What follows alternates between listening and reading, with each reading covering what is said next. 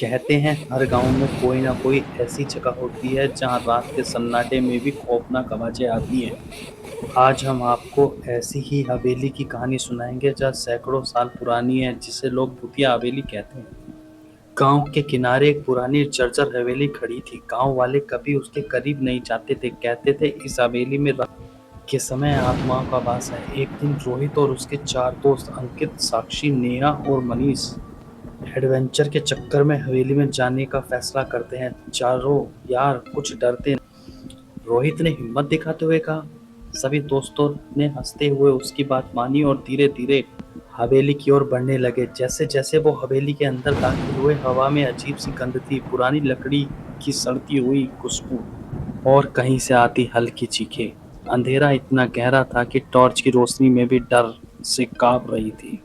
एक पुराना झूला धीरे धीरे अपने आप हिल रहा था, मानो हवेली के अंदर कुछ छुपा हो। अंकित बोला, यार ये तो सस्पेंस मूवी जैसा लग रहा है। साक्षी ने डरते हुए कहा, रोहित चलो वापस चले, यहाँ कुछ तो गलत है। पर रोहित बोला, पागल बनोगी क्या, थोड़ा डरावना होगा चाहिए जिंदगी में।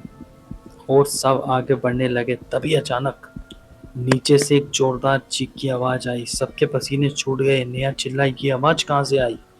मनीष कांपते हुए कहा, नहीं पता, चलो पीछे चलते हैं। और पीछे मुड़ते ही दरवाजा अपने आप बंद हो गया था। कोशिश करने पर भी नहीं खुला। बस इतनी सी बात होनी थी। सभी के हाथ पांव ठंडे पड़ गए और सांसें मानो रुक सी गई। अचानक एक काली परछाई दीवार से गुजरी। रोहित बोला, ये कोई इंसान नहीं लग रहा। साक्षी की आवाज कांप रही थी, हम बाहर निकल नहीं सकते, ये हवेली हमें रोक रही है। मनीष ने फर्श पर पड़े एक जर्जर डायरी को उठाया। डायरी के पन्नों में लिखा था, जो भी इस हवेली में प्रवेश करेगा उसका भाग्य हमेशा के लिए बदल जाएगा। आत्मा की ख्वाहिश पूरी होगी पर बदले में उसकी रूह हवेली में सिमट जाएगी। नेहा रोते हुए बोली, हमें हमें नहीं, यहाँ से भागना होगा। पर तभी डायरी के पन्नों में अभी अजीब सी आवाजें आने लगी। तुम यहाँ से नहीं जा सकते, यहाँ तुम्हारा नाम पहले से लिखा है। और पन्नों को अचानक नाम उभरने लगे।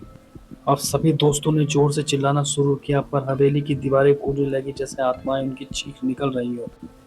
आखिर में एक तेज रोशनी के साथ सब कुछ खत्म हो गया। जब गांव वाले अगले दिन हवेली में पहुंचे तो सिर्फ एक डायरी मिली, जिसमें बस लिखा था, आत्माओं का वास खत्म नहीं होता। और उसके नीचे साक्षी, नेहा, अंकित, मनीष, रोहित के नाम लिखे हुए थे। कहते हैं कि आज भी उस हवेली में घूमते हैं, हर रात किसी नई साहसी की तलाश में।